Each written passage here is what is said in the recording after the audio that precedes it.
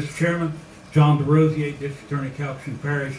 I've heard a lot about this system being adopted as a result of a vestige of slavery. I have no reason to doubt that. I'm not proud of that. That's the way it started. But it is what it is. However, ladies and gentlemen, that was 138 years ago. We have two constitutional conventions since then, one in 1974, that have not changed the concept of unanimous versus non-unanimous. So I would suggest to you that is the issue that we're here about today. Not about the way something started 138 years ago. Some of you are old enough in this committee and in this room to have driven Volkswagens when we were in college. I did. Would we not have driven Volkswagens when we realized that they were ordered, designed, and manufactured by Adolf Hitler? I don't think so. Volkswagen was a pretty decent car. The concept has worked. I tell you, England, for example, Ireland and Australia, they start off with unanimous, but after a time you can go to 11-1 or 10-2. Scotland, Belgium, Brazil, Switzerland, a simple majority of 15. Denmark, a majority of judges, 8 out of 12 jurors. I am suggesting that whenever you get ready to punch that red or green button, whether it be in this committee or on the House of the floor, ask yourselves this question. I want to punch the green button requiring unanimous jury verdicts because. Why? Because it started with slavery, or because it's the best thing to do for the judicial system? Representative James. 5 seconds. Mr. DeRosier, I am so utterly offended for you to start your comments and say, I know that this was rooted in slavery, but it is what it is. And I needed you to hear that from me. And I wish you would look at me while I'm speaking with you, because I think I deserve that kind of respect after you just disrespected me on this committee. You are elected to represent everybody, and to admit that it started in slavery and say it is what it is, I hope the people of your parish are listening. And if they aren't, I'm going to make sure that they know what you said today. I am utterly offended. And for you not to even look at me in my face, Mr. James, this is a problem. No, Mr. DeRosier. I don't need your apology. Hold up, guys. Let's Mr. James, Representative James finish. I'm done, Mr. Chairman. I couldn't sit here in good conscience and not make that statement. You know, we take a lot here, and a lot of things don't offend me because I have tough skin. But for you to admit it and sit there and say it is what it is, I think you need to think about that. You need to think about it long and hard, and I hope the people that elected you are listening. And if they aren't, I'm gonna make sure that they heard it. I'm gonna promise you that. I'm gonna make sure, because I'm sure they would be disappointed and offended just like I am.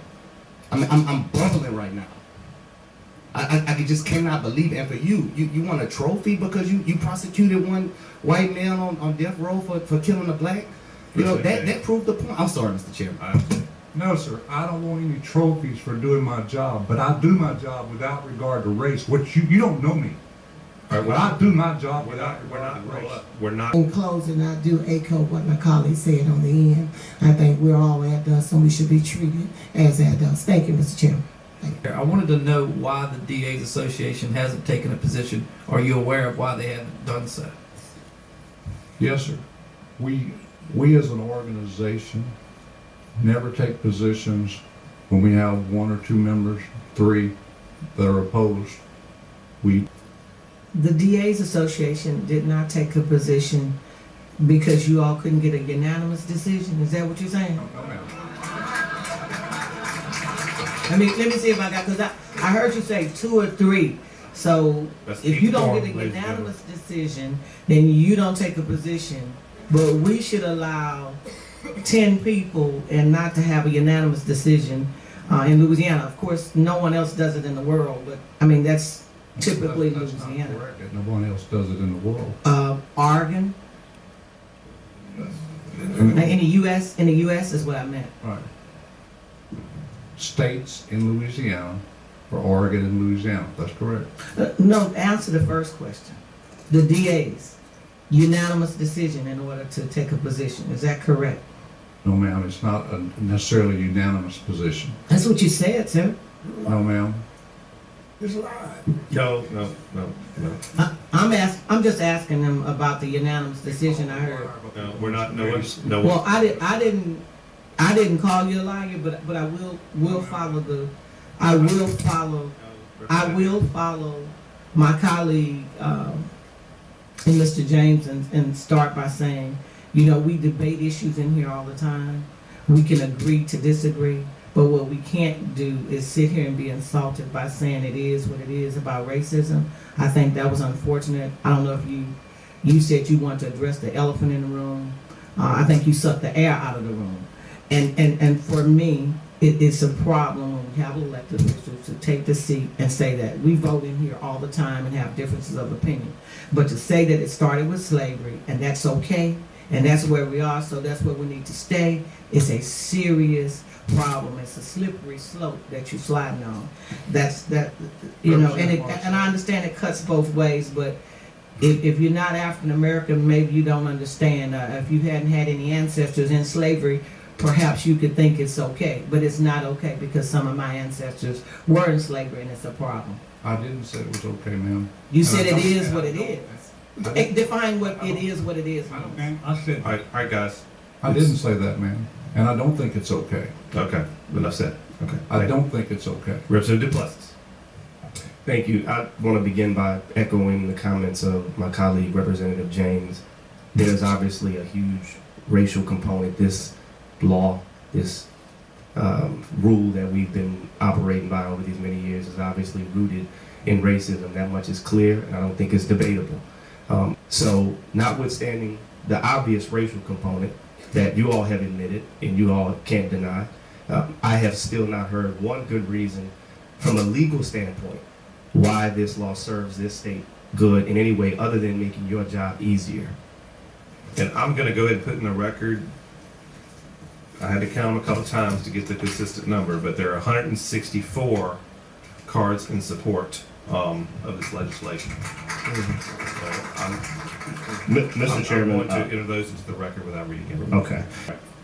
There's a lot to unpack in what just happened. I appreciate Mr. James's comments because he made me not have to make some comments. So, Antonin Scalia talked about how, and he was a dissent in all these cases they cite, about how this jury is the bulwark against tyranny.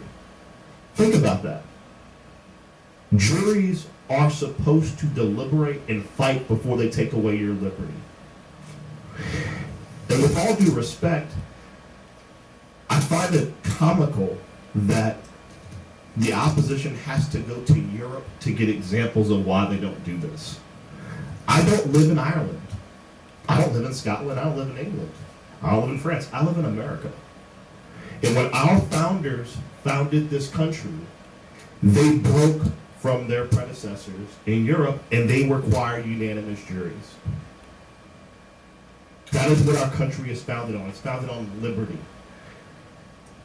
And with all due respect, when someone gets up there and says, it was so hard, one person just held out, you understand that that one person could have been right. But two people, those three people, if you disagree with the prosecutor, you don't have an agenda, you just heard the facts of the case and had concerns. That's why beyond a reasonable doubt is the standard. And to hear prosecutors get up here and talk about how, well, I just couldn't get that last person, well, that's because you didn't make your case. Closing, let me just say this. And I'm going to speak briefly towards what Mr. James just said. You don't get the benefit of saying something was born in racism. And I'm not mincing words.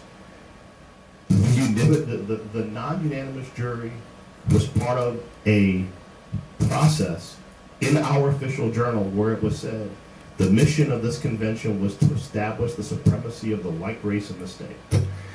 That's in the official journal. You cannot say that this thing was born in a fusion of racism and hate, but it's just the way it is. That is ridiculous, ladies and gentlemen. Representative James has moved to report SB 243 as amended favorable. Is there any objection? Committee, I want to commend you. There's no objection. Congratulations, sir.